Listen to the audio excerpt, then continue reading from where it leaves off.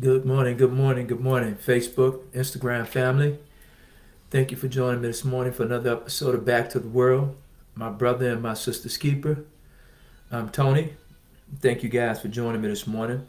Any music that you may hear in the background, we don't own the rights to. So just, man, send me your comments, your questions, and anything, man. I'd love to dialogue with you. We have a matter of fact, Alexa, lower the music. We don't want to go to Facebook jail and have our broadcast interrupted a whole bit, man.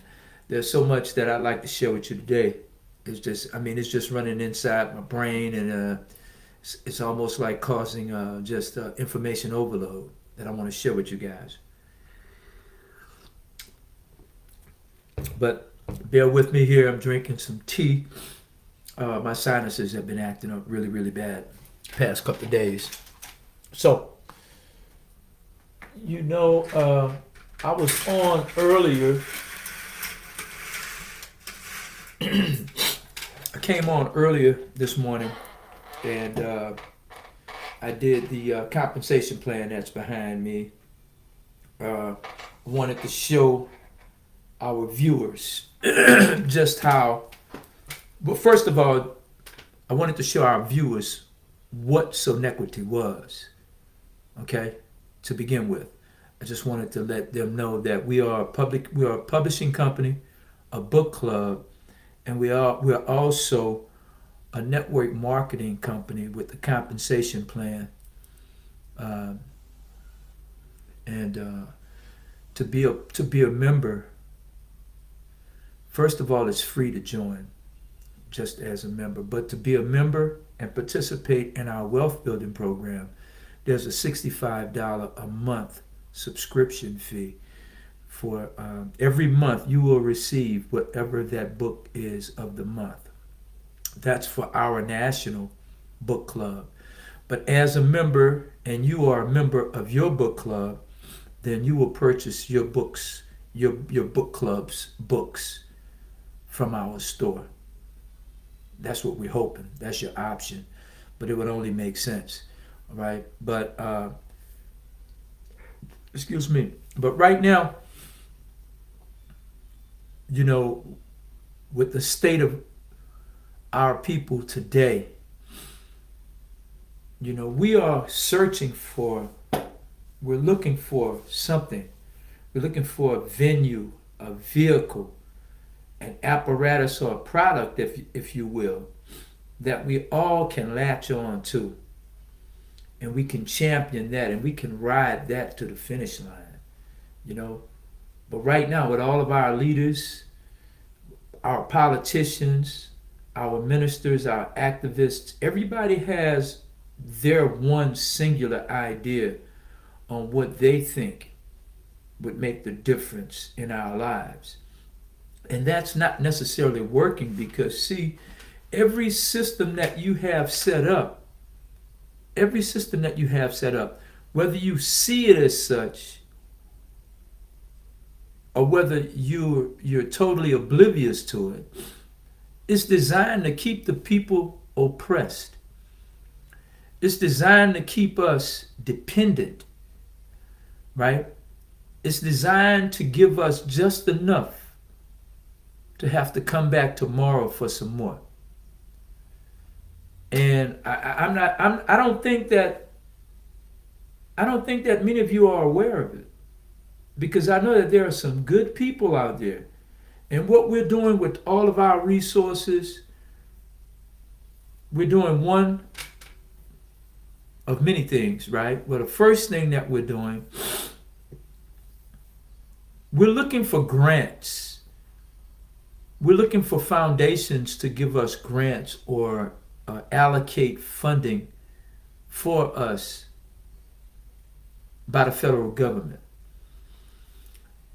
The money would be earmarked for food, and this is something that we're a part of, only because it fell in our laps. But you will receive so much funding per month, or per year rather, that would feed the hungry. You will also have clothes where you take up donations for clothes, the whole bit. Now that's in the public sector. Now in the private sector, you will go to different foundations and you will seek them for giving donations to whatever it is that you're planning to do, to provide shelters, to provide blankets and coats and things of that nature for the homeless people, to always provide food or provide medical, where you're going to come out, you're going to give them, you're going to test them for high blood, you're going to test them for heart disease, you're going to test them for sickle cell, you're going to test them for COVID, you're going to test them for AIDS.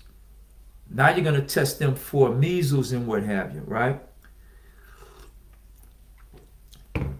So, and then after you test them, they don't have a place to live. They're back on the streets. So somebody's benefiting from this, and I'm not trying to expose you or whatever, but there's money in misery. There's money in oppression, and I'm talking about that's being made for people that's not in oppression. When you have these different foundations, they have people in place to give away money. And see, this is profiting by giving away money. There's a trick to it. There's magic to it. And that's why almost every huge foundation, every huge company has a foundation. They have endowments. They have monies that they give away to the needy. And all these are write-offs.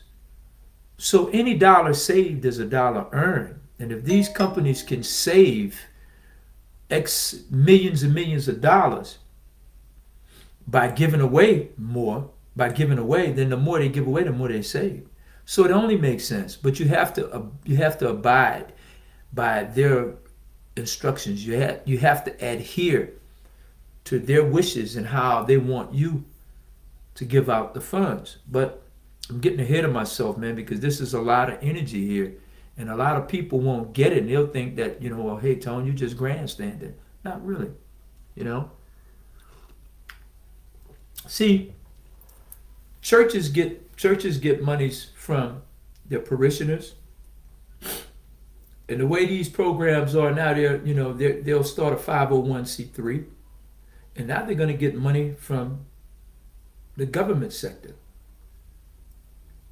But all they're going to do for you is they're going to have the food giveaway every week. Everyone gets in line and get their ration. They're going to probably have a toy drive, a turkey drive, all this around Thanksgiving and Christmas. They may even have a bazaar where they'll have picnics and what have you, and then you come to the picnics. They'll do different programs and everything. But the cycle continue to repeat itself. The church is getting money for this, and they better not lie to you and tell you that they're not benefiting from it. And a lot of the people that work these programs, they volunteer. But I'm willing to bet you those that are really, really close with the powers that be, they're going to get a stipend. They're going to get a little bonus. It only makes sense. I'm not criticizing you. I'm just pointing out the obvious. Then the government, just like with Social Security, they want to make it difficult for you to renew or apply for Social Security. I mean, with the employees that they have, it's hard as hell to get in. Now they're going to fire some of the employees, and they're going to make it more difficult for people to come. They're forcing people to have to come, rather. So if they were struggling with seeing everyone with the full roster, what do you think going to happen when they decrease the roster by layoffs and they increase the influx of people coming? It's being designed to frustrate you. But all of my contemporaries, all of my brethren that have gone to prison and got out, man, it's almost that everyone wants to do the same thing. And that I'm fine with that. But let's just understand what it is that we're dealing with and what we're going through. And right now, all you want to do is just get your bread buttered. Well, first preservation is the first law of man. But at the same time, too, if everyone behind us falters and fail, what do you think is going to happen to those that are in the middle? Because those that are above you are steadily trying to eliminate the middle class. They're trying to eliminate middle class as we know it. And it's only going to be two classes. The system can't work properly that way. The upper class, they'll benefit and they'll reap a bunch of benefits before it goes bad, before it goes haywire. But those that are beneath them are going to start suffering much earlier before it trickles up, right? And if all you want to do is to continue to get funds, to continue to get grants and signing up people for grants, the whole 9 yards, you are creating a dependent nation, a dependency population.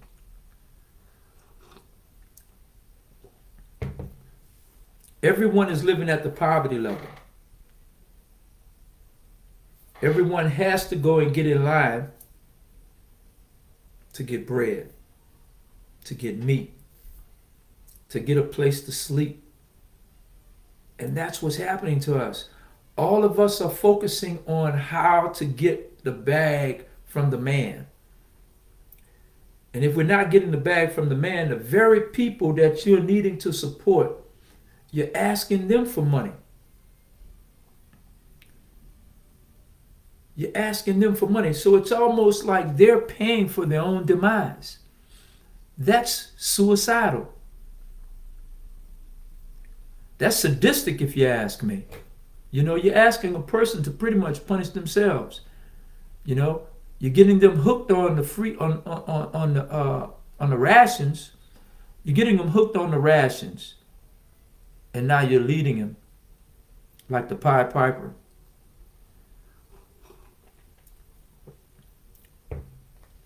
What we're trying to do here at Sonetquity, and this is what I was trying to show you this morning,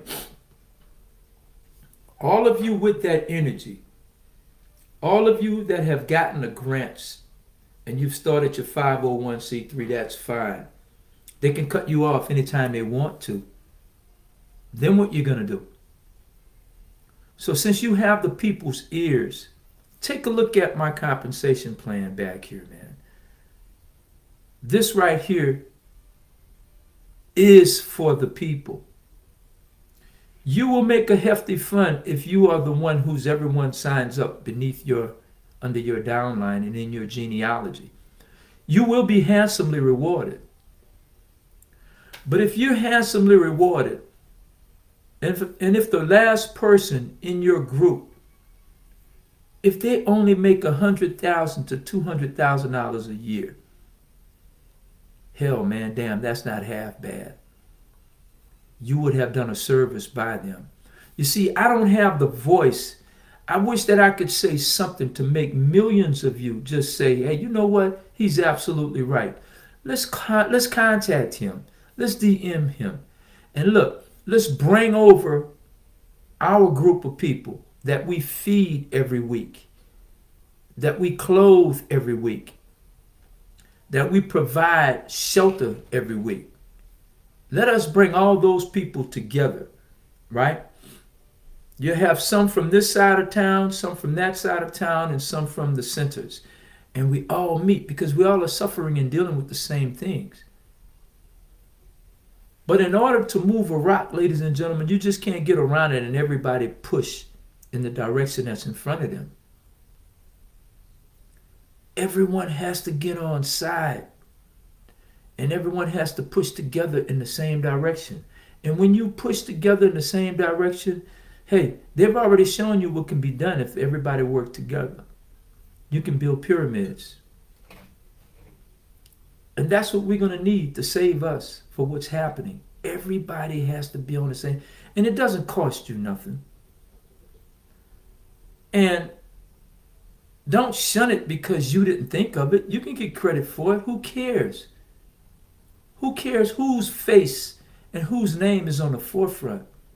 If anybody knows what I'm talking about and you get the gist of it, man, come on board. Come on board, man. You can get you can get a lion's share. You can get a really nice piece, and you will earn lavishly. But it's no more than doing what you're already doing, and that's just being a voice for the people and bringing the people together. You know,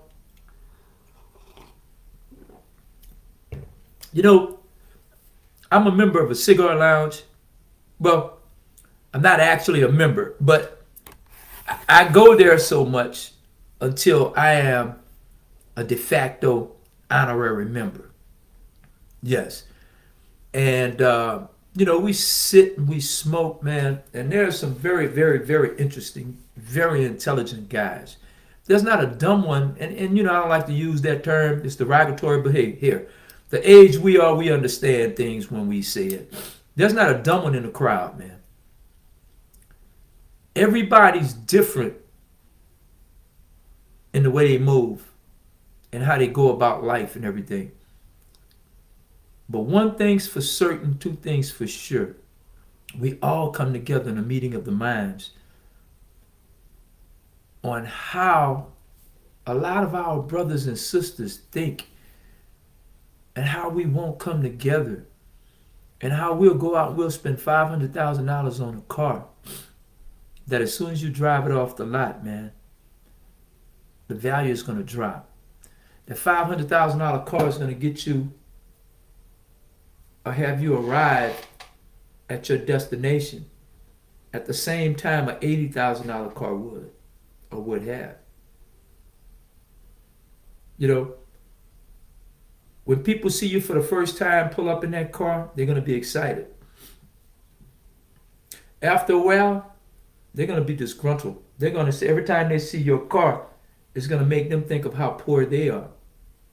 And that's rubbing your wealth in their faces and in their nose.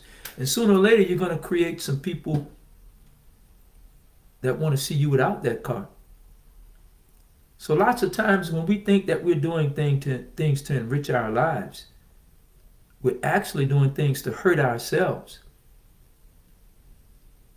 Everybody doesn't want to see you win. And just because you have a $500,000 car doesn't mean that you won. And I've lived with the foot in both arenas. I've been a have and I've been a have not. And I'd rather being a have more. But there's another element. There's another element. There's another part of the growth factor. You're a have not. You're a have. Now the next one is a have giver. Many of us, and I've been in a situation where I haven't had much and I still gave. And I felt remarkable. I felt wonderful to know that I helped someone in spite of my situation, in spite of my living conditions, And I didn't give for that purpose. I gave because somebody needed it. And the crazy thing, man, it's like a tingly feeling all over your body. It's a feel-good feeling. And I'm wondering, why am I feeling like this? And that was God. That was God working on me. Letting me know that it was much more to life than just getting. And giving can be just as exhilarating, if not more so.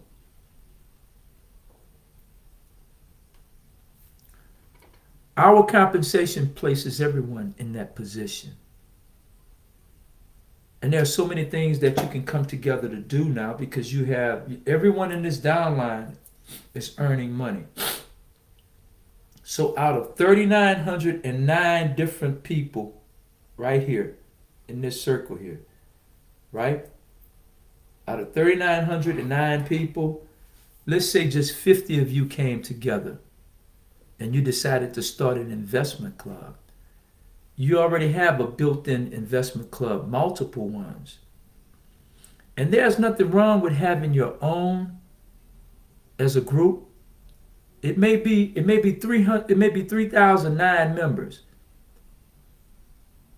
But let's say you have 100 different programs or separate book clubs or investment groups. If you have 100, right, then that pretty much means that almost every member has like 39 members. There's nothing wrong with that. You do your individual thing. It's no different than being in a fraternity or whatever your chapters are. This is what you do for your community, and you go about it differently. But then when you have the national, that's when you bring every last one of those sororities and fraternities together under one. You're already under one banner, but now it's going to bring you together under one roof. And now you're doing your thing nationally. That's what we're trying to do. You have all of your individual book clubs, but Sonetquity is that one national book club. And in that one national book club, we would have an agenda. We would have a plan. To whereas we're not relying on the government. We're not asking the government to give us funds so that we can give away funds. And just like Black Lives Matter with all the donations and everything, and they had foundations that was giving them monies. Well, so much of that money is allocated to be given away, right? There are so many things that should be done with these funds. And don't get me wrong, you're going to have an overseer. Trust and believe. But what happens is you can write it off almost any way you want before there is an audit, right? And see, the people who starts the foundation, usually they're the ones that's doing well. It's just like Black Lives Matter. The young lady bought a $6 million home. And then you had the other guy that used to be on the radio station, Steven something or another. He was a white guy that everybody thought was black. Used to be on the show with Tom Joyner and everything. And this guy started a fund. When he started a fund, come to find out, somewhere up around Boston or Connecticut or what have you, he bought a $2 or $3 million home. Everybody complained about that. And you're giving mere pennies to the people who needs it the whole bit. I'm not criticizing you. I'm only pointing out how these different charitable organizations and how they operate. The person at the top, he probably deserved living that way. But when you're gonna build a $6 million house, you have a salary of $29 million, and you only gave away $12 million to those that needed it.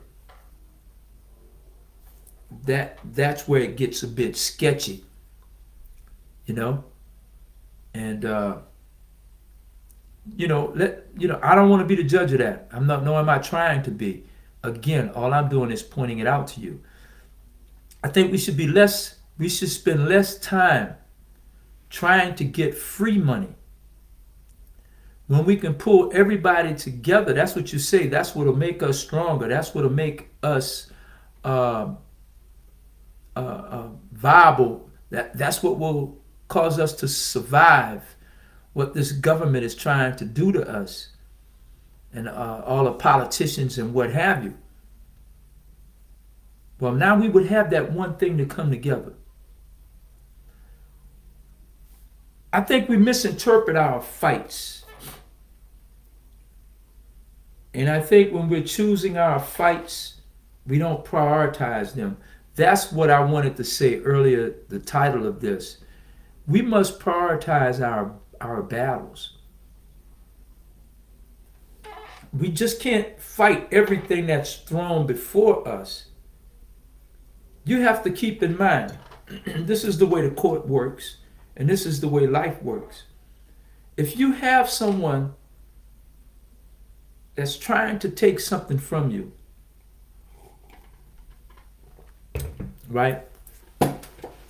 If they're trying to take something from you by force, that means that they've already sat back and they planned for your retaliation. They've already planned for your comeback. They're ready for your onslaught. So when you're preparing the battle, you don't prepare to just go straight at them and attack them, but that's what most of us do. But if you do that, they already got you figured out. They're already three or four moves ahead of you. And we always jump at the obvious. We don't take time to let it marinate and to think about it. Let me give you two examples of what's happening. First, let me say this, though, with our politicians. A really good buddy of mine, really good brother, man, Mr. Xavier Williams. You know, I call him X-Man. So everybody else everywhere other than Louisiana, France, and Spain, you know, we say Xavier. Xavier. We say Xavier, Xavier. Or Xavier. Right?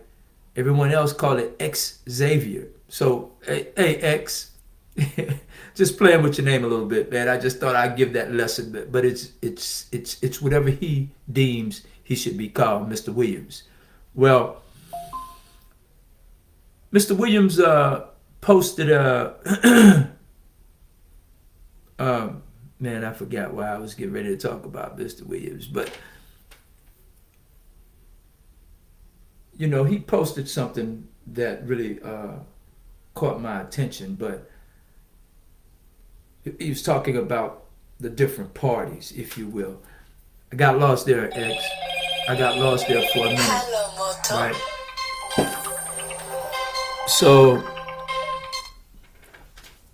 So what happens is, you know, he's basically saying that the Republicans are crazy and the Democrats have lost their mind. So he's fed up with both of them, and he said he's going to become an independent. So I posted, don't just become, brother, just be, right? Because, you know, and I said that in all fairness, I said it because it was just clever and I was having fun. But what I'm saying is this. So you think about when you say you become. Okay, so you're changing from what to what. Now, you're going to become an independent. So when you become an independent, you're going to have great views. All right? And let's say you have those great views. And you're going to be amongst a party where all of you guys have the same views. Right? But now you're just in a party that's giving you great sound bites and responses, and all of you guys feel alike. And trust me, your views and your vision may be greater than the two grand old parties or whatever they call themselves these days. But you don't have enough to make a difference. You understand? You don't have enough to make a difference. So now, if you just really want to be in a group where you know, you can really talk about things and share your ideas and the whole bit, that's fine. That's fine. But to go to a party that you know you can't win, you don't have the numbers to win, you got a lot of work ahead of you. You have to convince over half of the United States, over half of this country, to change sides and become independents with you as well. You know, and when I say just be, just be. When we purchased this bank, man, back in the day, and me and my co-defendants, the whole bit, you know, the gentleman that was selling us the bank, he said there was one There was one thing, one criteria that we must meet. It's almost like putting a, I don't know what you'd call it, man, but he had something tricky in the clause. But what it was this, though. He said that contingent upon, we would get the bank deal providing all of us would change our party affiliations. All right? Every last one of us was Democrat. We were black. We inherited it. We inherited the Democratic Party. So when he said that and when he stated that to us, all of my partners, almost to a fault, said, man, that's bullshit. We're not doing that. He said, man, y'all can purchase these 3 banks. I'm willing to sell them to you, but under one condition, that you all change your party affiliations. All of my partners bitched and whined and cried. I called the 20-minute meeting, and those guys left the room, and they left us amongst ourselves. So I asked them, I said, what is the problem? The problem is that Cracker think he can control us, man, having us jumping through hoops. He want us to become Republicans and all that other stuff, the whole nine. I said, okay. I said, so if we stay Democrats, then we can't get the bank. They were like, F him, we don't care now. I said, so your party affiliation means more than you owning these banks. Well, now, Tony, we just can't be jumping you. Nobody can lead us. I said, well, look, once he signed on the dotted line, bro, and you've become a Republican, where's the problem? The problem is he made us do that, but now he's going on about his business. Maybe that's a game he likes to play. But when you go to vote, how many of you voted anyway? Not many of them in that room had even voted. It's just the fact that they were going to be wearing a moniker Republican. It didn't take me long to figure it out. As soon as he was saying it, I was processing it. I just wanted to, and when he said that we must change our party affiliation, I wanted to hear what the rest of it was. There wasn't a whole lot that came after that. He didn't say that we was going to have to bow down and kiss his ring or anything like that. You know what I mean? So I said, when you go in that booth, man, who goes in there with you? Well, nobody. Well, who's going to see who you vote for? Anyway, no one. No one cares. But if we get these banks, man, look how many things we can do for our community. Look how many things we can do for ourselves. I mean, because we were some greedy jokers back then. We were looking to help the people now. Don't get me wrong. We were looking to, give car loans, home loans, business loans, different things like that, personal loans. But everything that we had and that we wanted to do, we wanted to have something tangible. We wanted to have an asset behind it. So we were in it to make money, but they were going to forego making money just because they didn't want to change their party affiliation. So that's why I said, don't become, just be, But again, we have to pick our fights, and we have to know. See, knowing how to fight, but not knowing which battles to fight, sometimes, man, it can overshadow anything that you may have been thinking of intellectually. It's all about the selection. And Kenny Rogers said it best: you got to know when to hold them, and you got to know when to fold them. Let me give you an example of 2 fights right now that's on our battlefield, right? There's a fight that's going on in the Supreme Court, in the Supreme Courts right now. And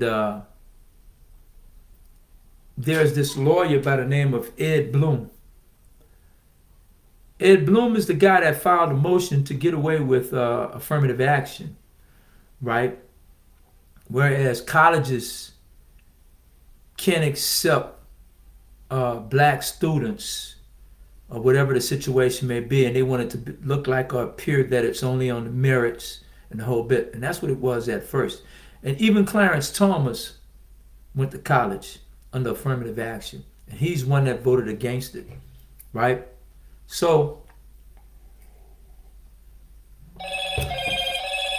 next thing, so the next thing that happened, right?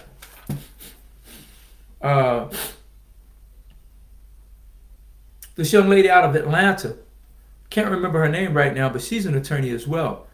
She started a program, and to whereas they were giving loans to black women's businesses. So they had the black entrepreneurs and everything, and they were funding a lot of their businesses throughout the United States, right? And man, many of the corporations and everybody were championing this program. You had corporations lined up to give her money because they were looking to partnership with black companies and to give them contracts and everything. So the young lady from Atlanta had given out quite a few loans and everything was coming about the whole bit. So around this time, Ed Blum had just won the victory from the Supreme Court when they ruled in his favor concerning the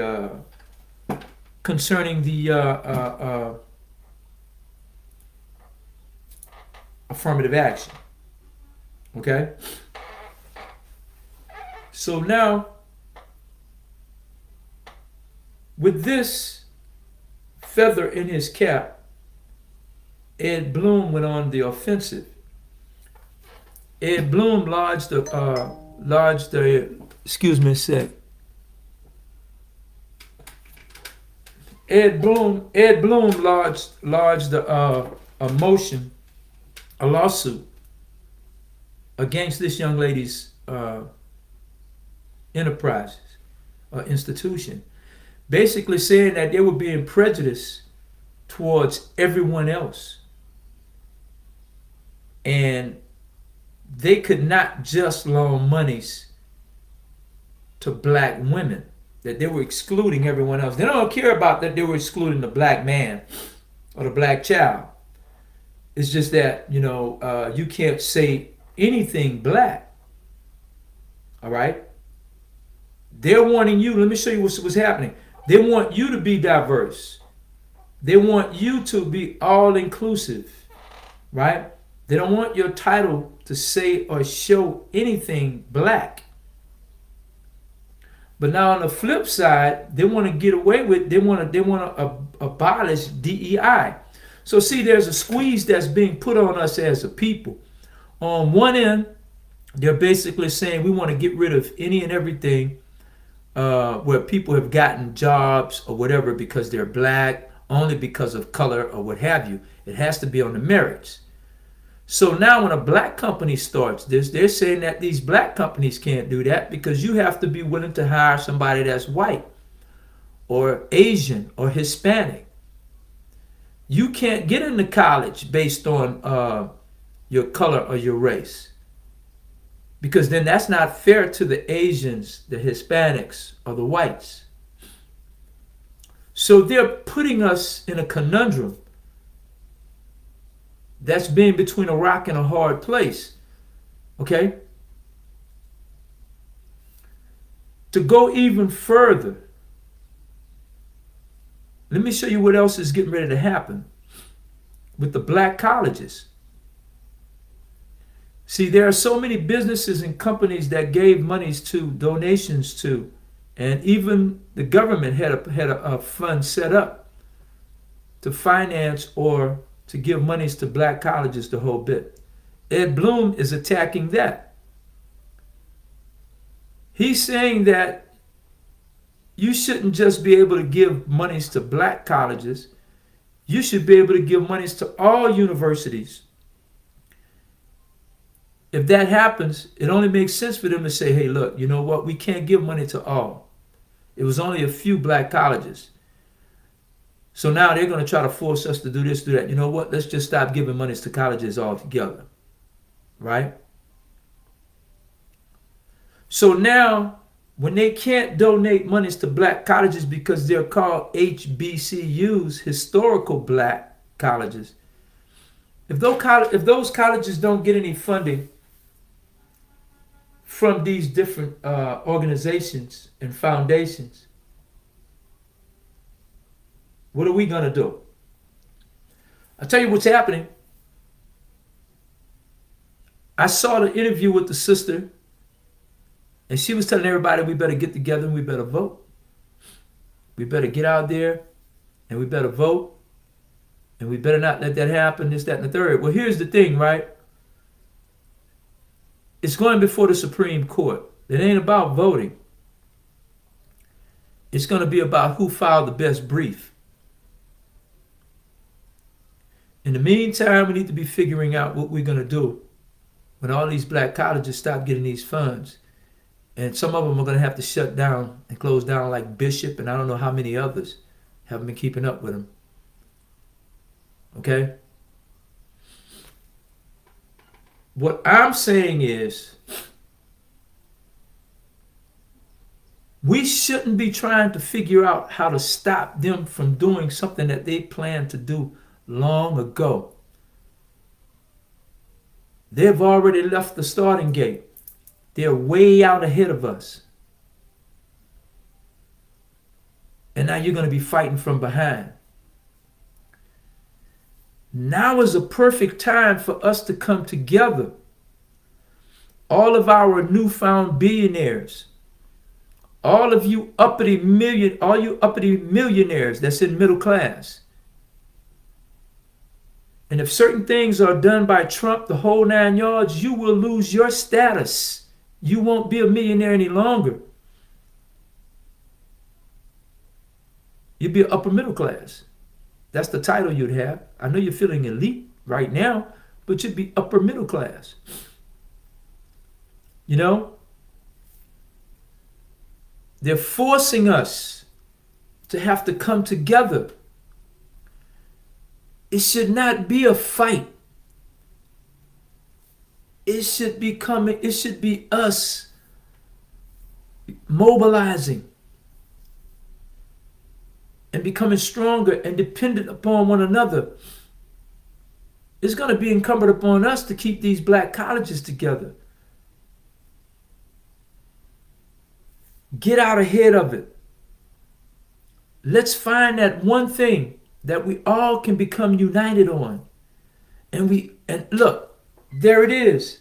If every last one of these people make money and you can help them to earn anywhere between $200,000 to $300,000 a year, right here, we can save our own colleges. We can save our own communities. But we're mixed up and we're confused in our fights. Let me show you another fight.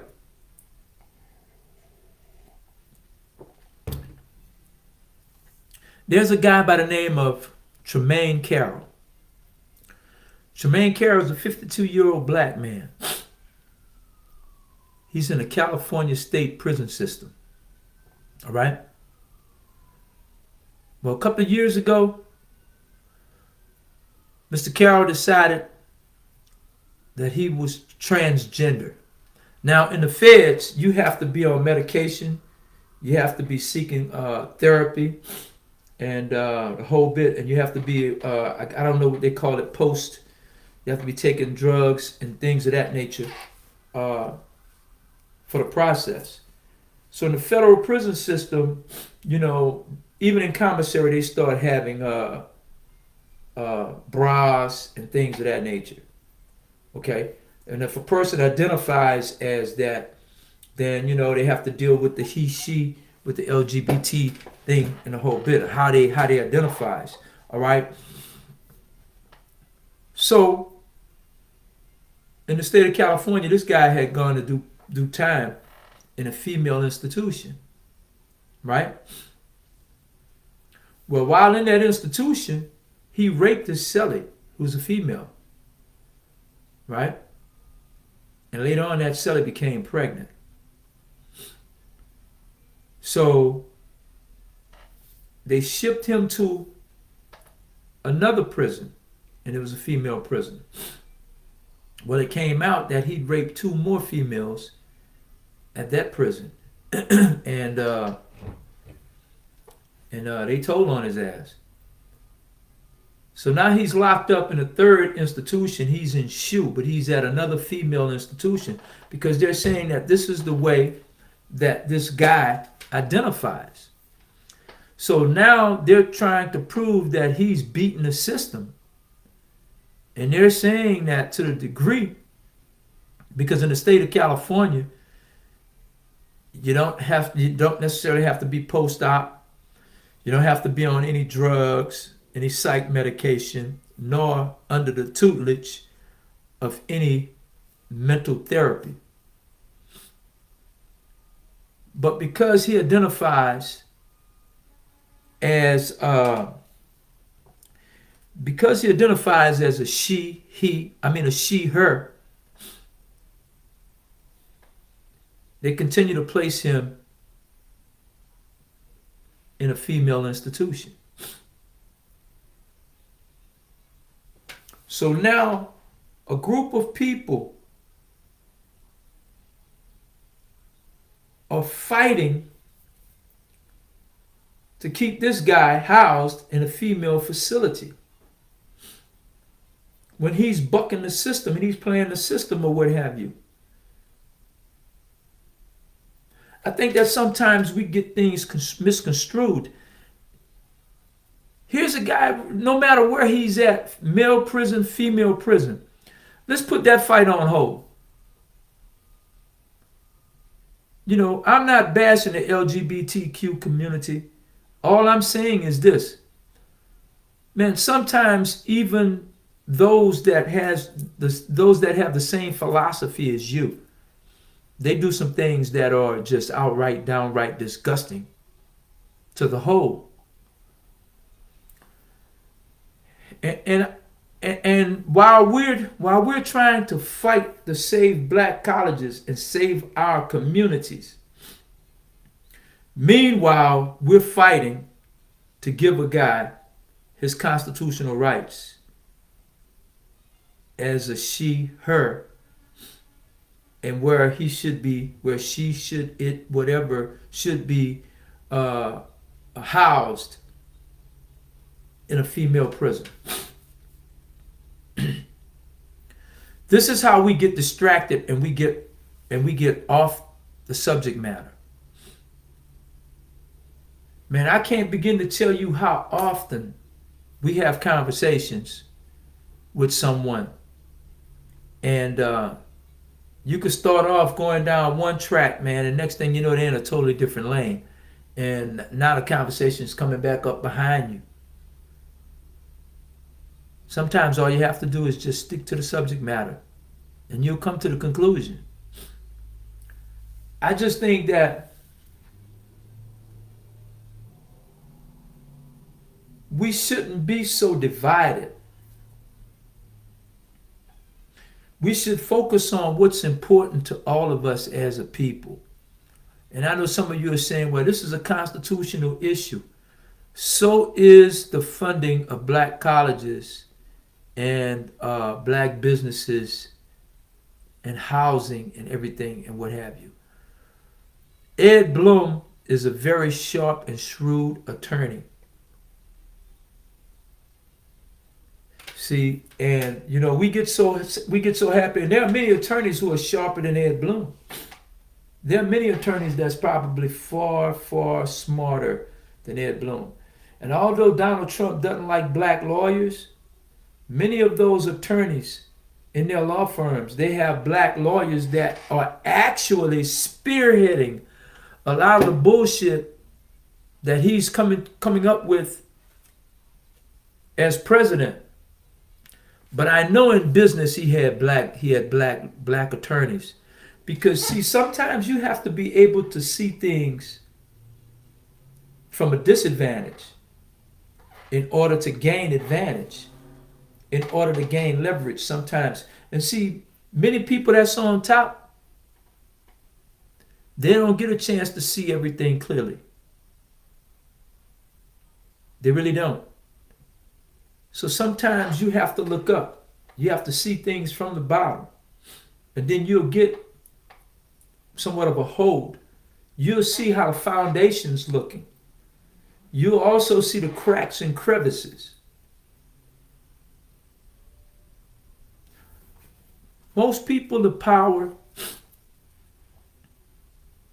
if they're smart, they always get someone to show them what it looks like from the bottom. They want to see what the little man sees.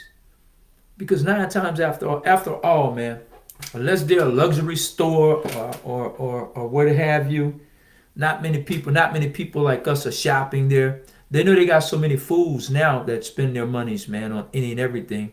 So they just toss out bullshit and people go and buy it. But a really smart billionaire or what have you, and they're selling to the masses around the world, they're going to call in the little people. And they're going to ask the little people, what does this look like to you? Steve Jobs, Bill Gates, all these different people did it. All these people, most of your hedge funds and most of your angel investors and what have you. These guys like to hear what the little man is talking about. Most of these billionaires today, especially the young ones, the whole bit, the Dorseys, the Zuckerberg, Elon Musk, all of these were young billionaires. They were young rich people who invested in the .com era. People that started Melanick that started Uber. All of these were kids, man. And they were poor kids. Not all of them, but most of them were middle class kids. By their standards, they were poor. And they looked at what would make this business idea a champion. And every last one of them played to the little man. And most of us are little men in that respect. I know you say we're giants and we're kings. Yes. But to them and their monies, we're little men. Pardon this noise we're about to get here. Let me sip on the last of my coffee. My tea, rather.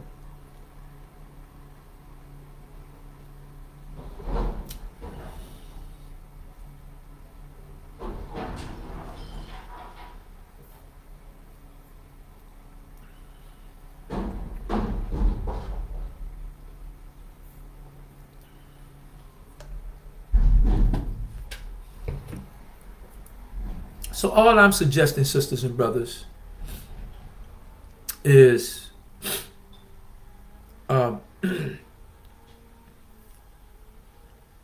pick your fight. Hopefully we all can choose the same fight and we can move in lockstep and we can make things happen. Don't just go after any fight or every random fight that's thrown your way. And as I said again, I'm not trying to make fun, man, and throw the LGBTQ community under the bus. And maybe many of them feel the same way. Maybe they do. And maybe they feel like this guy is just beating the game, man. You know, he's playing like he's gay or he identified as a her or she. But this is his way to have sexual relationships in prison without any consequences or what have you, or any dire consequences. But we have a whole race of people that's being affected.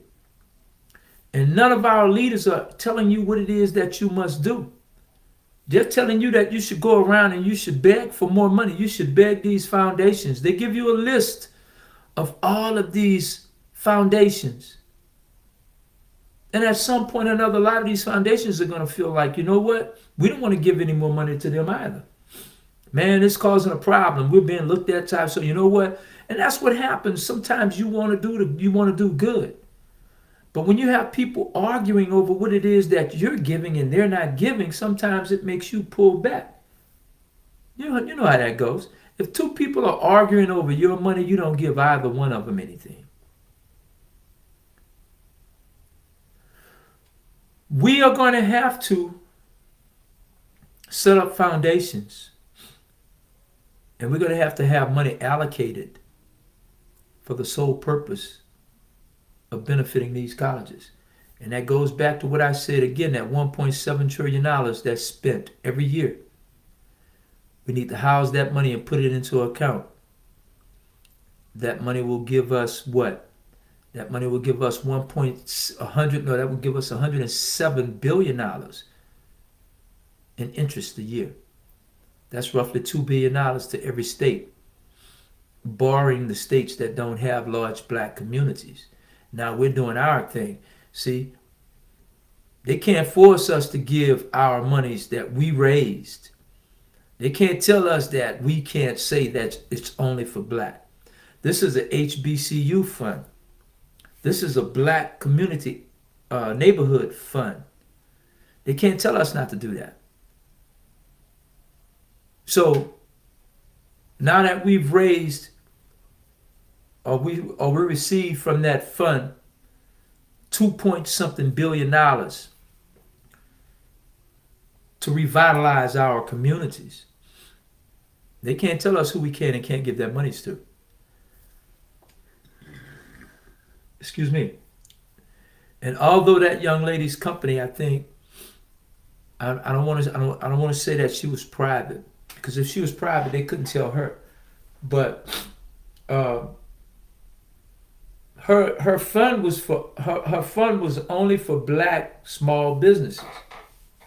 That's what her fund was for. It was for small black businesses, female businesses.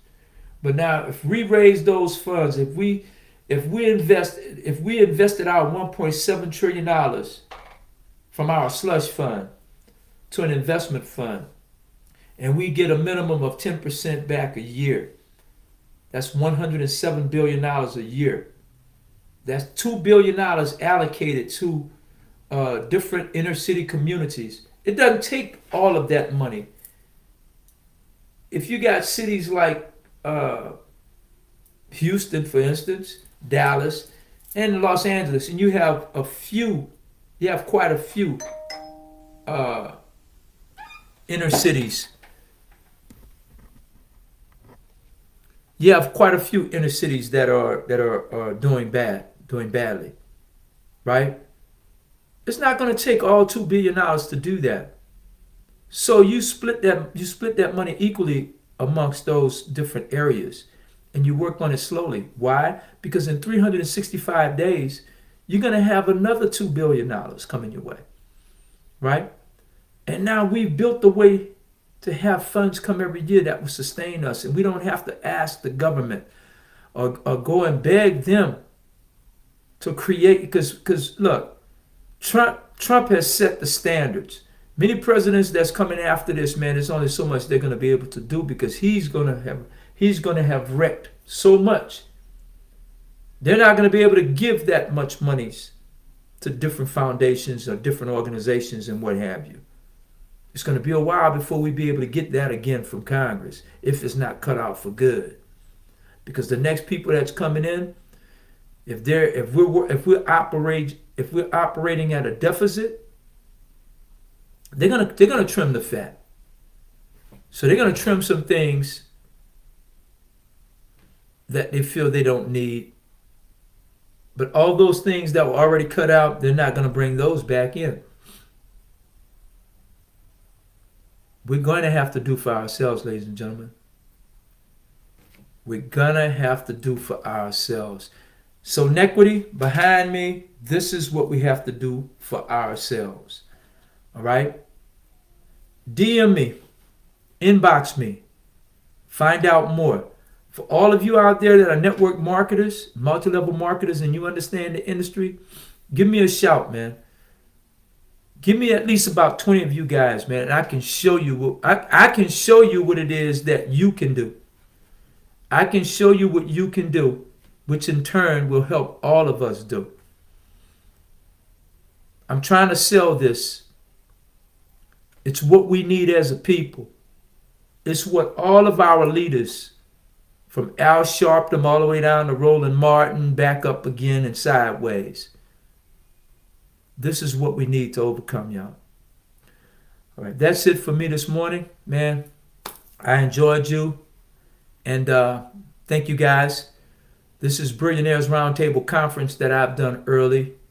So if you miss it, rejoin us later on. All right? Thank you, guys. Peace. Have a great day.